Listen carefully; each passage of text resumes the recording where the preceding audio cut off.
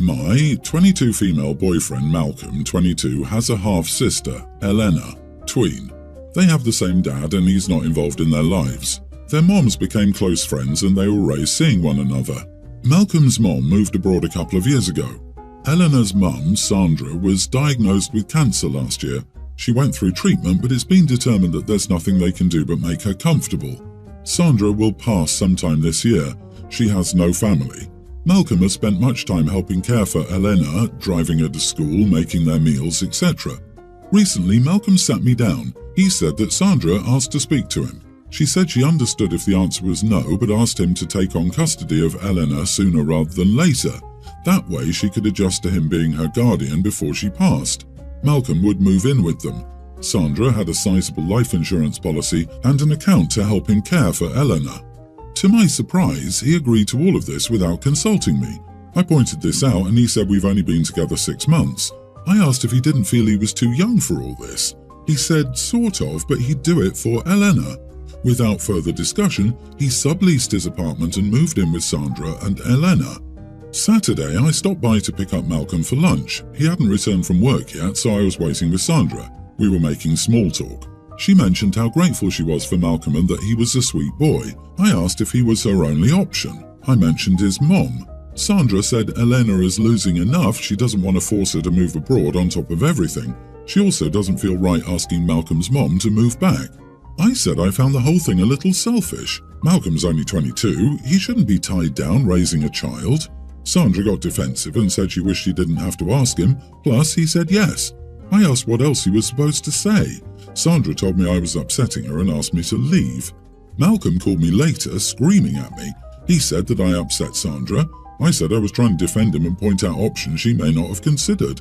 Malcolm told me to butt out and get on board with this or walk away. He hasn't spoken to me since. I saw Elena at the mall on Sunday and she ignored me. My mom told me I screwed up big time. Am I the idiot? You should listen to your mother. It sounds like she's a smart woman. Malcolm got lucky. He just glimpsed into your soul when you let your mask slip.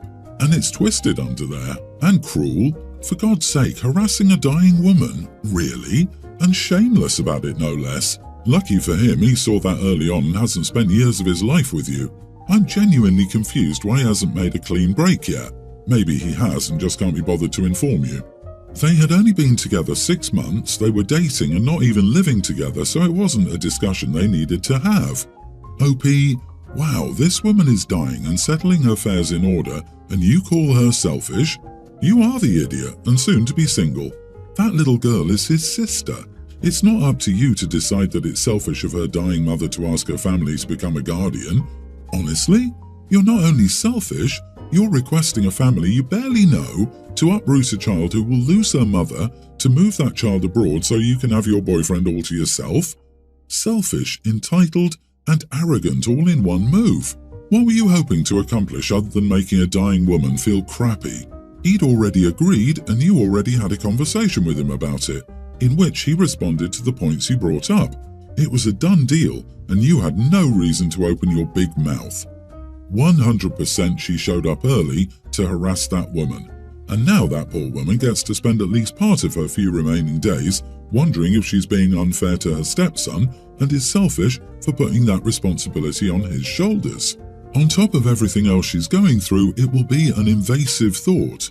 OP, guess what? Your opinion means absolutely nothing. If you don't want to be a step-parent or have a relationship with someone who legally has a child, fine, break up. But you way overstepped. This is between your boyfriend, Sandra, and Elena. My sister, 28, got married 1 week ago. I, 26 female, have a son, preschooler, who is the only grandchild on my side of the family. Everyone loves him and he loves his aunt. During early wedding planning, my sister suggested she wanted a child-free wedding, but I didn't think she was serious as it was so early on. Then, when the invitations came out, I saw on the frequently asked questions page that this was, in fact, a kid-free wedding. I talked to our mother about it and how I was shocked, but she stayed neutral, and I didn't talk to anyone else about it. Now, I'm not one to start fights, so I obliged and found a babysitter. I was a bit upset, but I tried to be supportive. The wedding day comes and my fiancé and I sit and wait for the ceremony to start. While waiting, I see my cousin sit behind us with her toddler daughter.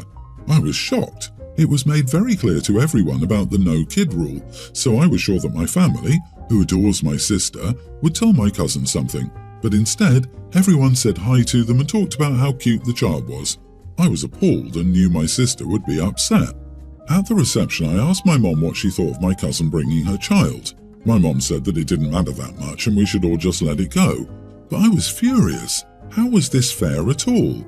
At one point during the wedding, my cousin, sister and I went to take a photo at the photo booth. After the photo, I turned to my cousin and jokingly said, "I guess a kid-free wedding means different things to different people."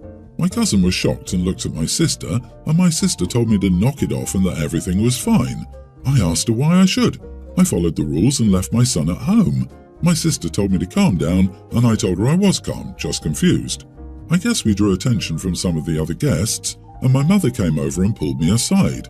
She told me to stop causing a scene, and I said I'm not causing a scene but simply asking why different rules apply to different people. My sister came over and told me to stop and that I was ruining her special day. I couldn't believe it. My fiancé and I left because I couldn't stand in the same room as my sister then. Ever since the wedding, my mom has been telling me to apologize. I keep telling her that my sister should apologize to me. I haven't spoken to my sister since, and I don't plan on it until I get an apology. Am I the idiot? You want an apology because you weren't special enough at her wedding. If the bride didn't want to confront the cousin, you had no business saying crap, jokingly or not. Hint, you weren't joking. This is evident by the hissy fit you're still throwing. You are the idiot. Maybe the no children was meant for you. To be fair though, I can see how it could feel like a big slap in the face to those who actually followed the rules at their own expense and probably inconvenience when the bride made a huge deal out of wanting a child-free wedding just to roll over and not bother to enforce it. So I would be a little annoyed too. I'm sure it's not the case here, but when I hear everybody loves my kid, I assume that kid sucks to be around. I have met some really badly misbehaved kids and the parents beaming in pride as their children break things in other people's homes and throw hissy fits because they were told no. I was thinking the same thing. I think the kid was excluded because he throws tantrums, something he learned from his mother. I wonder if it wasn't really a child-free wedding, it was just OP's son-free. Cousin seemed surprised by OP's comment, and OP appears to spend a lot of time being shocked, so it probably wouldn't come as a complete surprise that people don't like her kid. I, 59 male, live in a major city in Ontario, Canada. I live in a small subdivision with 5 neighbours on my street. For the past few years, during the winter, when we're getting a lot of snow or bad storms, as I'm leaving for my overnight shift at around 8 or 9 p.m, I'll put my wife's windshield wipers up on her car and do a quick walk around to my other 5 neighbours and put their windshield wipers up on their cars. Obviously not if they're outside or something, but if it looks like they're in for the night. Many of them forget to do this, as many of them have children and it typically slips their minds, and their wipers will be frozen to their windshield in the morning. It's just something nice I like to do to look out for my neighbours. They're all always grateful for this and thank me for it. Many of them started doing it too, and there will be nights when I forget to put mine and my wife's up, and in the morning one of my neighbours has done it for us. Anyway, recently one of our neighbours moved, and a new family moved in last week. It's a young couple with their 2 children. The other night I was leaving for my overnight shift at around 9 p.m. It was snowing really heavily and we were supposed to be getting almost 30 centimetres of snow, and it was freezing out. So I put my wife's wipers up and did my usual quick walk around to the other neighbours. I was hesitant when I reached my new neighbour's house, as I'd only introduced myself once, but I did it anyway. As I was putting the second wiper up on their pickup truck, the husband came charging out of his front door yelling, "Hey, what the heck are you doing to my truck?" I tried to explain to him I was just putting his wipers up to help him. Instead, he continued to scream at me to get the heck off my property and don't touch my crap again. Then wife came out and started yelling at me too. I apologised and started walking away. Some of my other neighbours heard the commotion and came outside to see what was happening. They tried explaining it to him too, that it's just something we do, but both of them weren't having it. Fast forward to this morning, I'm arriving home from my overnight shift, and as I'm walking in, I see the wife of this couple struggling outside to break the ice off the truck's windshield wipers. Guess she was trying to take her kids to school and the wipers were frozen solid on the car. She sees me and yells over, "Hey there, do you mind giving me a hand, please?" I look over to her and yell back, "No, sorry, thought I was never to touch your crap again, Mum," and walk back inside. She yelled back at me, "Wow, idiot." Told my wife about this. She thinks I should have helped her because she was just trying to get her kids to school. I disagree, as I was just following what they told me. Am I the idiot? Not the idiot, and LOL. It would have been so hard for me not to just crack up hysterically in her face. They don't get to be completely rude and unreasonable to you over something so trivial and expect you to help them afterward. Let her learn her lesson the hard way. I understand if they just saw a random person touching their vehicle and freaking out, but once you explained and the neighbours also explained to clear up the misunderstanding, they really should have apologised. They got what they deserved with frozen wipers in the morning. You don't owe them any help. Their reaction to you helping the first time is more than enough reason to decline now. Yep, she should have been able to put 2 and 2 together the next morning when her windshield wipers were frozen to the windshield and everyone else's was up. But instead, she had a lot of nerve to ask for your help without first apologising for her reaction the night before, or at least saying something to clear the air. Bad karma's a bummer. She just found out what happens when you bite a helpful hand. My father passed away when I, male 26, was 22 and my sister, 29, was 25. With this in mind, after getting engaged, my sister asked me if I would do the honour of walking her down the aisle. At first, I was elated and so I enthusiastically agreed.